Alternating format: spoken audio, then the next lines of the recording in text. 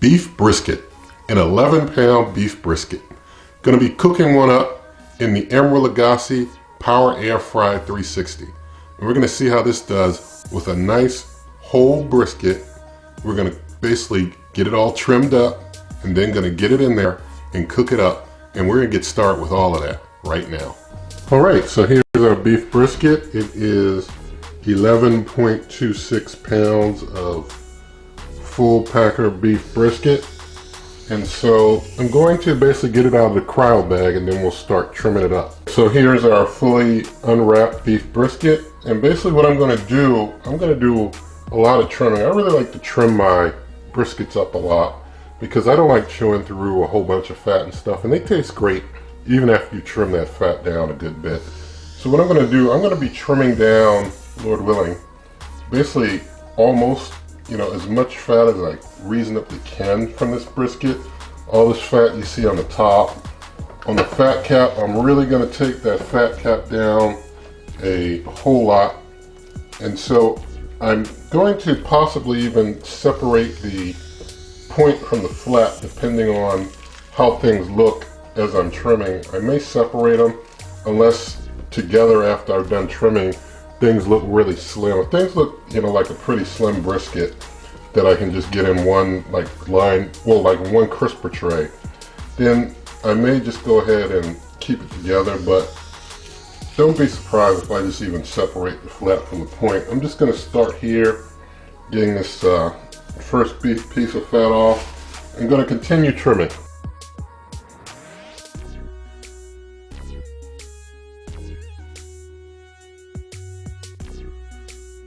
And I just want to take a moment to say, for you who don't know what I'm talking about when I say the point and the flat of beef brisket, basically the flat is this leaner end of the beef brisket. The point is this larger end up here, but they have like a layer of fat that kind of separate them. This is really like two muscles, well, two parts of a muscle, the breast muscle of the calf or the cow together. It's basically the breast muscle when it's got a lean part and a fatty part. That's called the flat and the point. But I'm going to continue my trimming.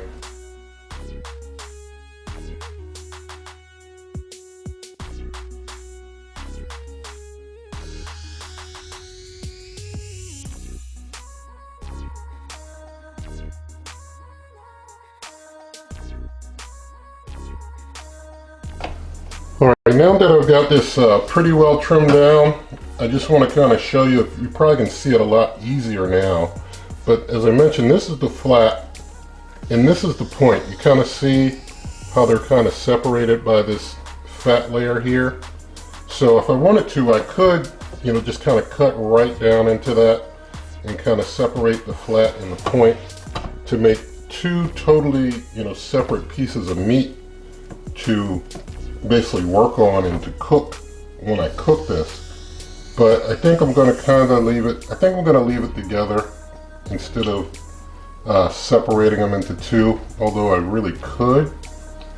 I like to leave my briskets together if I can, and judging by the size of the cooker, if I put this into a crisper tray and kind of like squinch it up a bit, it will fit all together whole. So I think I'm going to try and do that instead of separating the flat and the point. I'm just going to trim some more fat. I'm going to end this brisket trimming session right there, and the fat that's in between the point and the flat, I'm just going to keep that. And I've basically trimmed up everything else pretty well. So I'm going to go ahead and start seasoning things. Looks like a little excess fat right there I can get off though. Gonna get rid of that. Trim that all off. Alright, come on off of there. Don't need that. Looks like it's just a big old piece there. Alright. We'll stop with that, and I'm going to start seasoning this brisket up. So I've got myself some Montreal steak seasoning. Basically got one that's almost empty and another one from my reserve. But going to basically get it seasoned up all over. And there was, there's always a lot of fat on a brisket, and I think that probably took at least 4 pounds off of it, if not more. So this is probably more like a 7-pound brisket after trimming. Might be 7 or 6, I don't know. But basically gonna get all sides of this really well seasoned. When you trim the fat off the fat cap side, trim that down a bit, that helps you to be able to get more seasoning in on the fat cap side. That fat is going to block your seasonings from being able to penetrate. So it helps to get that fat off, in addition to the fact you're not going to eat it, but to also help you get some seasoning in. So I always trim my briskets down. I used to, leave the fat on and believe all the talk about all the fat being a bunch of flavor. And, after you try and eat briskets like that for a while, you try some different things and you realize you can trim it down and be really good to go. So I definitely advocate trimming briskets down real good these days. So just gonna finish shaking on this side. And you can, season up your brisket as much as you want. I like this seasoning, but even if you just use basic salt and pepper, you'll be good to go. Or you can use other types of mixes and, whatever you prefer. So getting this side really, and I season it, season the outside really good, really good. But whatever seasoning you use, since this is beef, you want your seasoning to have a salt base. If you're doing pork, you want more of a sugar-based type of rub.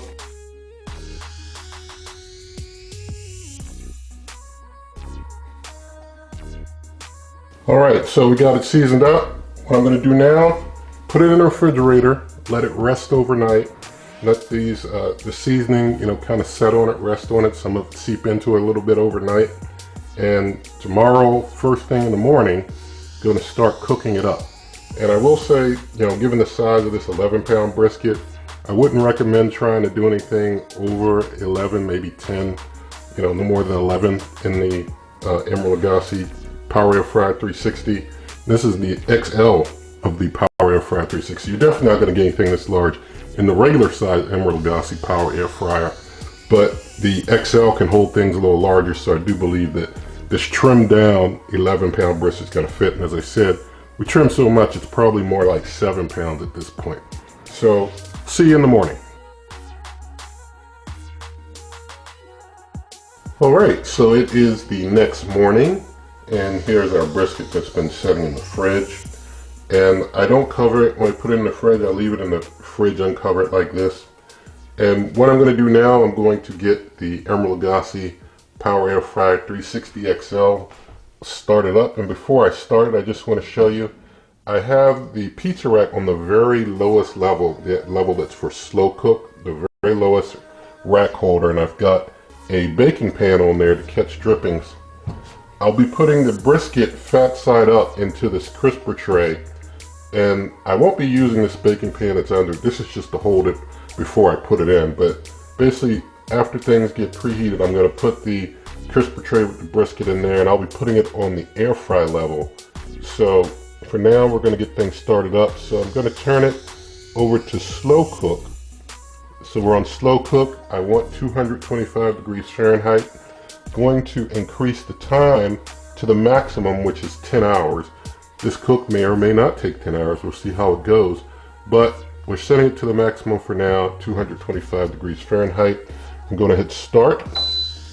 Things are starting to preheat. While they preheat, I'm just going to take the brisket and I'm going to flip it into the crisper tray, fat side up, like so, and just kind of trying to squeeze it so that it will fit into the crisper tray without protruding off the ends onto the sides of the cooker.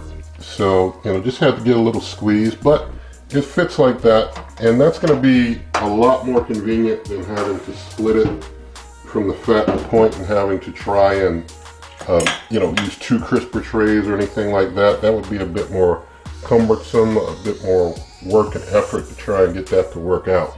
So I've got my iGrill 2 meat probe, and I'm going to stick that into a very fat part of the meat. So go ahead and stick it down here into a very fat end, well, a very large end of the meat, I should say, because I want to get a good read in a very thick part of the brisket.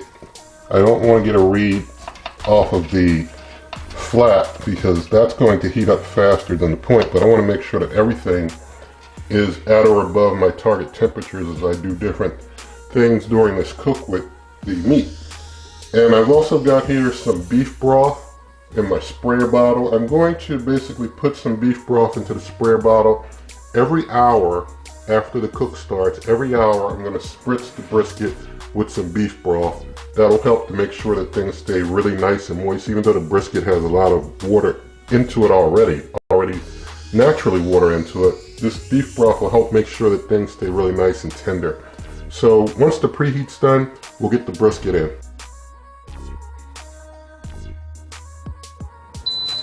Alright, the preheat is done. Hitting start to pause, go back to my full 10 hours. You can see the meat temperature is like 42 degrees, 43 degrees, even though it's been setting out for an hour. It's a big piece of meat. So just gonna go ahead and slide it in on that air fry level. And you can see it's fitting just fine. It's holding in just fine. No worries about the wire from the temperature probe. That doesn't open the door at all. Hit start, and basically things are now cooking on slow cook for 10 hours. As I mentioned, every hour I'll hit it with the beef broth. And once the temperature gets up to some higher levels, we'll do some other things as well. But I'll bring you back later. Alright, so the first hour's passed, and I just wanted to show you real quick, giving it a spritz for the first hour. I'm going to be doing this every hour. If I got my spray bottle with my beef broth in there, I'm just going to spritz around inside the cooker here on the meat just to give it some wetness. So that's all I do, just some spritz in there and that's it. And I'm going to do that every hour. And why I do it fat side up to start is to let that fat, I'm going to let it cook with that fat side up until the meat temperature is 150. After an hour, you can see the temperature is about 80 degrees now. Sorry about that, about 80 degrees is the current meat temperature. So 1 hour it's gone up almost 40 degrees to like 81 degrees now. What I'm gonna do, I'm gonna let it continue to cook with that fat side up. That fat, as the fat gets hot, once it gets over like 145 or so, that fat starts to render down. And so once it gets to 150, that fat should be well rendered a good bit, and then I'll flip it and let that other side cook for a while, and that'll help get that top side a bit brown, the meat side a bit brown after flipping it over. So I'm gonna let this continue with this process of spritzing every hour until it gets to 150, and then I'll bring you back when it's time to flip it over. Okay, so 3 hours and 35 minutes have passed in the cook. The meat temperature has reached 150 degrees Fahrenheit. I'm going to pause and I'm going to get the meat out to flip it so that we can now get some browning on the side of the meat that is not the fat cap side. This is the fat cap side where most of your fat is. So I'm just going to kind of turn it so that I can easily flip it over and close this up so that it doesn't lose too much heat during this process. Just kind of making myself a little room there. Just gonna flip it. I'll try and get it out of this and flip it. So now we have it flipped over like so. Just try and make sure I fit it in there good. So alright, it's in there, it's flipped over. I'm trying to make sure that my meat probe is, I don't want my meat probe kind of touching the metal, so I'm gonna move my meat probe, put it in another spot where I'm sure it's not hitting metal or anything. So moving that around, adjusting the meat probe, I'll just stick it over here and some fatty meat over there. trying to get that cord in the spot. I'll have to just wipe my handle off later. But this meat is already over 150, so it's already at a temperature, you know, that you could eat it, but the meat hasn't been, and the fat hasn't been really broken down well. So although you could eat it, it would not be a very good meal because the meat's still too tough at this temperature. But we're at 150. We've got things flipped over. I'm going to also do a bit of spritzing real quick.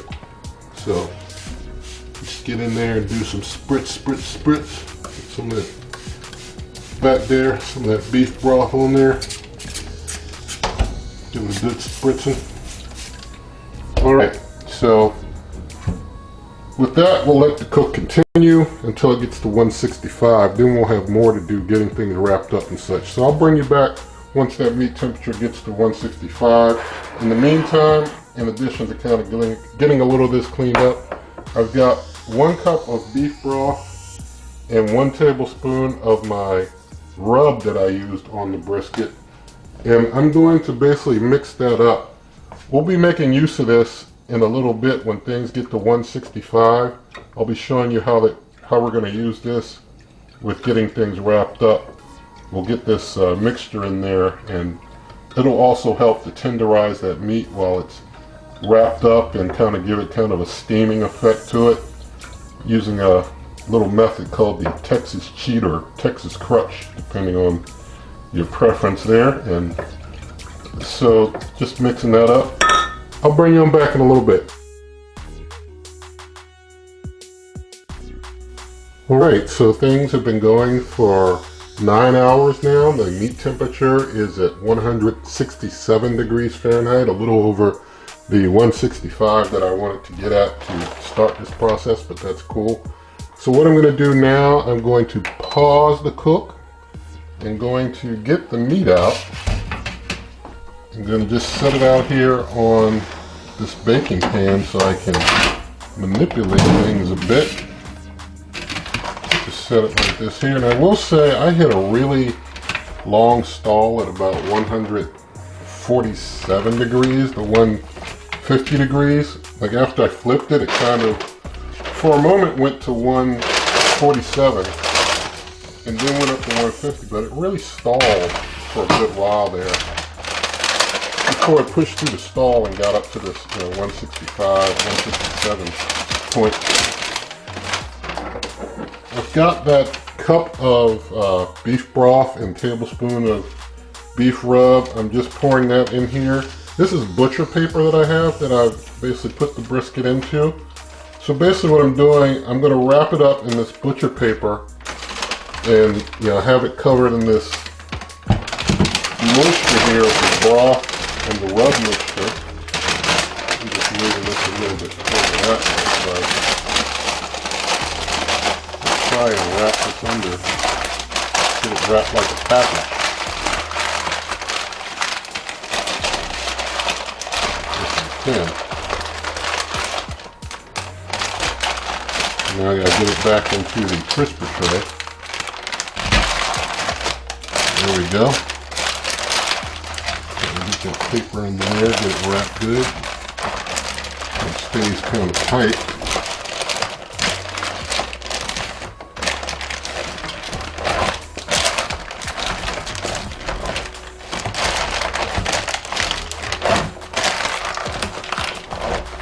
Alright, that'll be better.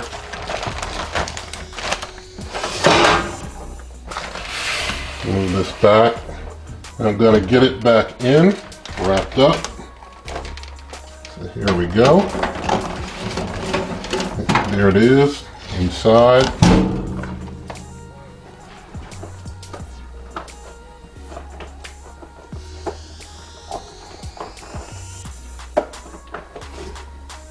Alright, now that I've got it in, I'm going to up my temperature at this point. You can up it to 275.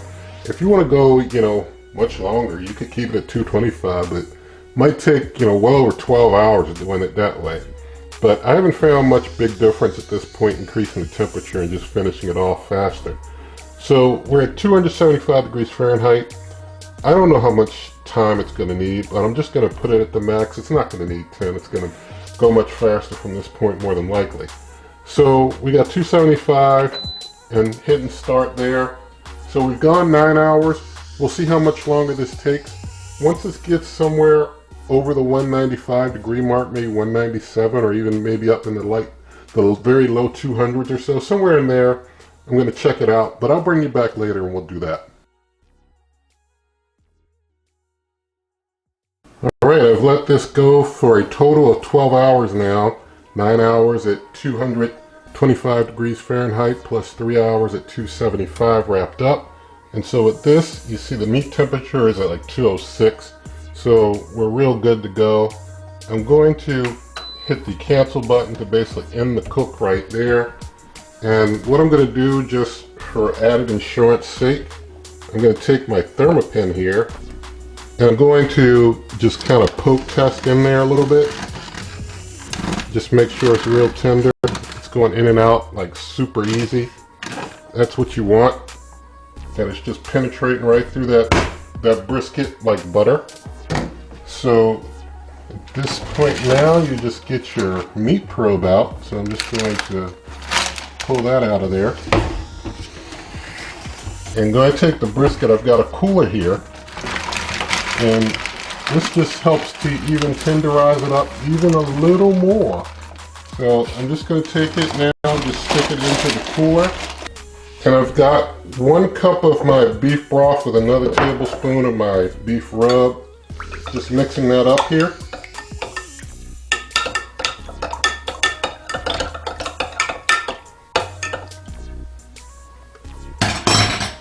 I'm just going to open the paper a slight bit and get that poured over the brisket to just basically help give it a little more moisture and tenderness.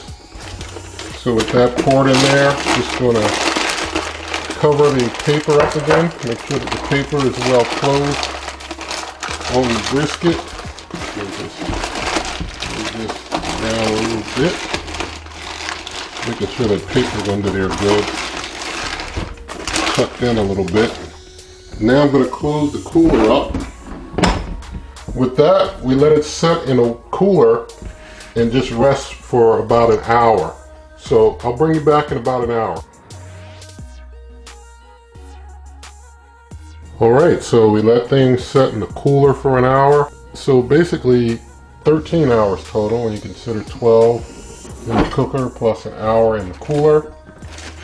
And so I'm going to basically get the brisket out, set it out here on my cutting board.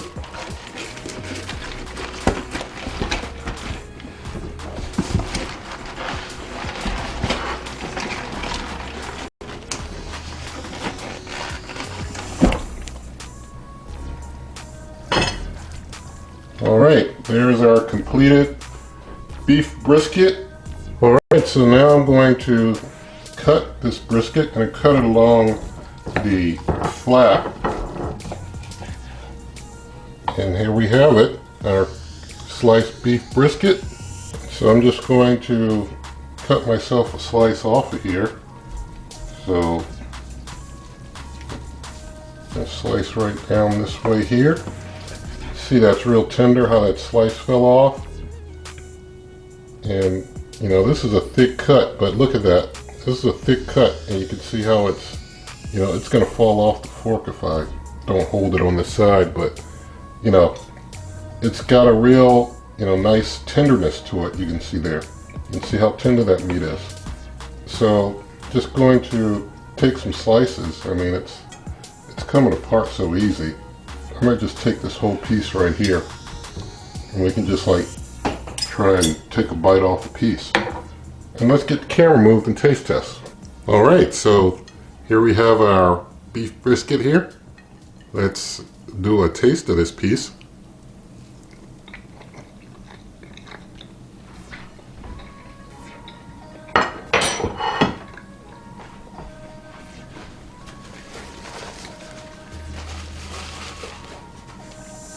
Super tender.